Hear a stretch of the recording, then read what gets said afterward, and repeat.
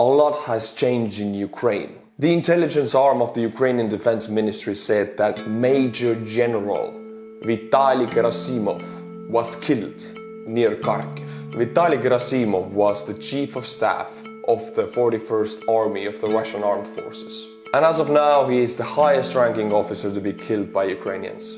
This is a huge blow to the Russians. This shows to the Russian command structure that they are not safe. And they are not safe. Some very big mistakes were made on the Russian side, and we actually know what these mistakes are. It is all about communications. I was the communication of the company during my time in the army. It's 3:30 a.m. Middle of the night, everybody's sleeping except for the communications guy. We are the ones who have to fix the radios. The radios are working now, we got them fixed, but we don't sleep. While others sleep, we don't, because this needs to be done by 7 in the morning, so we can carry on our exercises and training, so not easy being a soldier. I carried around the Falcon 2 Harris radio station. It is a crypted communication system and it is impossible to hack. Impossible to eavesdrop. That radio was really heavy and I always complained how heavy it was, my back was always hurting, but nobody could hear my communications. That is not the case for the Russians. Believe it or not, Russian army in Ukraine uses this to communicate. You can listen to this, you can geolocate this, and you can order artillery fire on the location of this. That's how we see these videos of Ukrainian artillery being so precise with their coordinations, because they just geolocate mobile phones of the Russian army. Secondly, they use walkie-talkies for major comms. During my army experience, the communication guys were thought that walkie-talkies are easily hacked, they are very easy to listen to, do not send any sensitive information through it. Well, the Russians use telephones and walkie-talkies for almost all of their communications. Modernized Russian army, right? They're supposed to have encrypted communication systems like USA Falcon system, Estonia used the same system. They don't have it.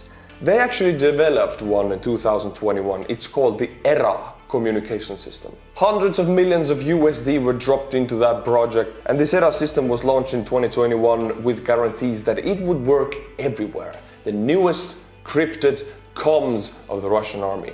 Turns out it only works when there is 4G. Yes, this 4G. When there is no 4G, you cannot use this very expensive modernized crypted communication systems of the Russian army. We can only assume that all of the money that came down from the government went to the pockets of the generals, not to development of this system. Crypted ERA system does not work, therefore the Russian army is using their cell phones and walkie-talkies to communicate with each other. Therefore the Ukrainian army is listening to all of their communications and just bombarding the hell out of them using geolocation. When in war, don't use your cell phone. It is a weapon against you. Another funny part is that the Russians actually could have used their fantastic ERA communication systems if they wouldn't have destroyed all of the Ukrainian telephone masts that distribute 4G. So the Russians have shot themselves in the foot there. And thus the Major General Vitaly Gerasimov was killed. This is the southern front. The weakest link in the Ukrainian defense forces right now, the one and only city Russia has been able to take, largest city, is Kherson.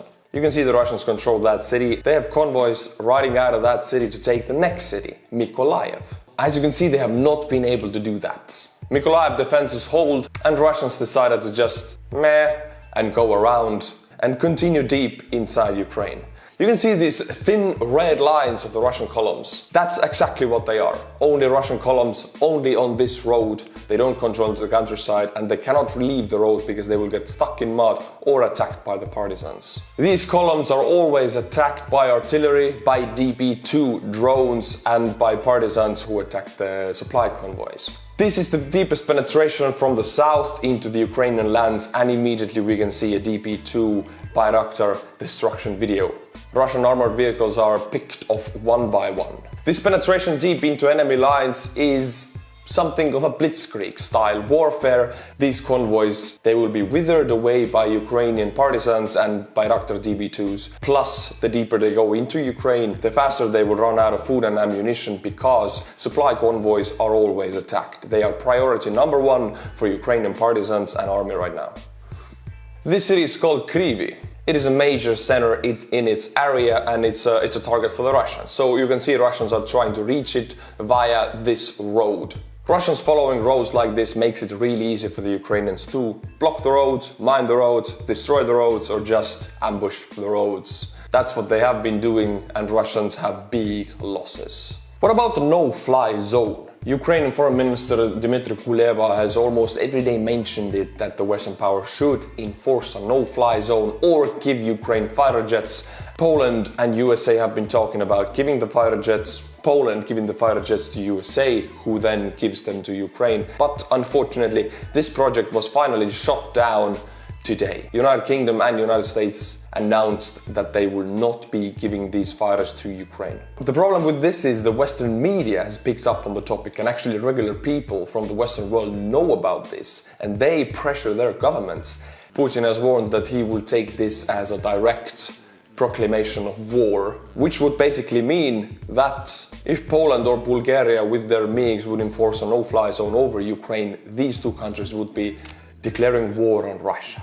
I'm sorry to make you sad, as of now, the no-fly zone is not going to happen.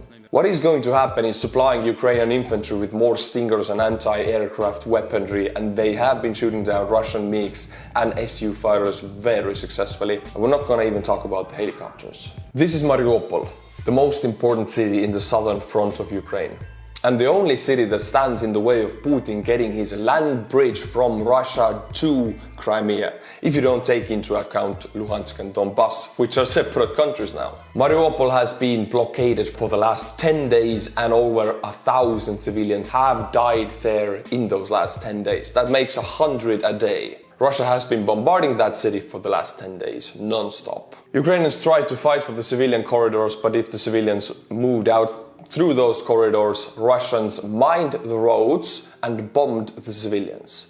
Yes, you are correct, it is a war crime, and Russians do not let the people of Mariupol leave. There have been talks about accepting Ukraine into NATO, and this is an unpopular opinion. But Ukrainian army has proved to the Western powers and to the Russia and to the world that they actually don't need to be in NATO. One of the most powerful armies is failing bad in Ukraine, fighting Ukrainians and fighting actually infantry and partisans and sometimes farmers, and they're failing. So Ukraine can manage on their own. That is connected with the Russian demands. Russian Foreign Minister Sergei Lavrov has agreed to meet Ukrainian Foreign Minister Dmytro Kuleba. They met today. And since Russian invasion has been going so horribly, we have seen the change in demands from Russia. Suddenly Russian demands are a lot softer. At the beginning of the war, Russia threatened that Ukraine should not exist as a country at all. Now they say that Ukraine can totally exist as a country, that they would be neutral, not join NATO, not join the EU, secede Crimea, Luhansk and Donbass. These demands are a lot softer than before. President Vladimir Putin admitted yesterday that they have been using conscripts of the Russian army to go fight in Ukraine. Now he's looking for somebody to blame. In this publicity stunt, Putin said that he will find the generals who made this grave mistake and he will punish them. The mistake being Russian conscripts sent into Ukraine to fight. I mean, we all know that Putin allowed this to happen. But the fact that he is admitting such a big thing to the Russian people means that there have been too many deaths, too many dead conscripts, too many parents who cannot get a hold of their sons. And they ask too many questions. And that shows us the invasion is not going as planned. Let's talk about the northern front. I know you've been waiting for that 30-mile long convoy. Yes, we will talk about this first. The 30-mile long Russian convoy north of Kiev is filled with logistical issues. They're out of food, out of fuel, and actually their vehicles are not starting anymore. There are many reasons for this. First of all, mud. Immediately as they leave the road, they get stuck and mud ruins everything that moves. Secondly, the weather. From tomorrow, it will be minus 10 Celsius in the night in Kiev region. It is 50 degrees Fahrenheit. It might not be that cold to you, but you have civilian clothing. You have not been standing on the same place for 20 days almost. Men in this convoy are out of food. Food is needed to produce heat. Secondly, they're out of fuel. They will get warmth inside their vehicles and tanks if they keep their engines running, but they're out of fuel. They cannot keep their engines running, so the men will have to sleep in 50 Fahrenheit or minus 10 Celsius. These temperatures are lethal. If you don't eat, you get hypothermia quite easily in these temperatures, very easily. And if we're talking about over 10,000 Russian troops without food, a lot of them will freeze to death. And those who won't be freeze to death, they are incapable of fighting because they cannot move their fingers or toes, or they will be handicapped because you have to amputate legs or fingers. That's the harsh reality of minus 10 Celsius. So if you're asking why are not the Ukrainians bombing this convoy, well, first of all, the weather is doing the work for them, the mud is doing the work for them, and it's not a priority.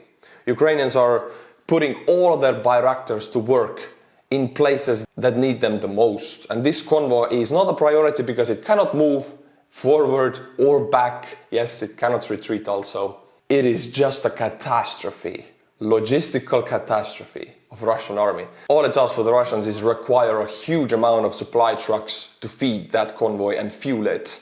Russians have been trying to do that, and we have seen plenty of videos of Ukrainians destroying those supply trucks.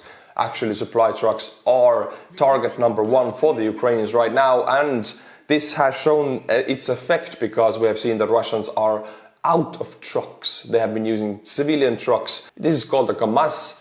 It is made in the Soviet Union. Usually they're all blue. They made millions of these. It's about 40 to 50 years old. It doesn't work properly, and the farmer the Russian army took it from is probably very unhappy. Also, Russians have problems manning those trucks because nobody wants to drive them, because now the Russian army knows if you drive a truck filled with supplies, you won't come back because you are the top one priority for the Ukrainian army. In this photo you can see their makeshift armor, which is hilarious because almost any weapon except for the 9mm, any weapon on the field will shoot through that armor, so it doesn't do anything except slow the truck down. Here you can see the same thing we talked about in the southern front. They are using roads to make these thin salients, try to take Makarov and then surround Kiev, but they are failing. Kiev is just too big of a city to surround. So surrounding that city is impossible, but for some reasons Russians are still attempting to do it. This is Chernihiv. Russians have been trying to blockade and take this city since the beginning of the war. Chernihiv has held on, and you can see the same styled, only roads occupied, no countryside, small red lines. They need a lot of supply trucks, and the supply lines go really long, and they need a lot of trucks to do this. And trucks are soft, very easy to destroy, so the lengthier these red lines get, the easier for the Ukrainian army to kill the supply trucks, and therefore the real convoy will be out of fuel and sitting ducks. You don't even need to destroy the convoy, because if they run out of fuel, the Russians will run into the forests anyway. To sum up this video, Russia is f***ed. My friends, thank you for watching. I'll be making more of these videos, and I'll be keeping you posted. If you want the Estonian Soldier Discord, the link is in the description below. You gotta become a member of the channel though. Or if you want some military gear, you can just hit the link in the description below. estoniansoldier.com. Until my next video, my friends, Slava Ukraini!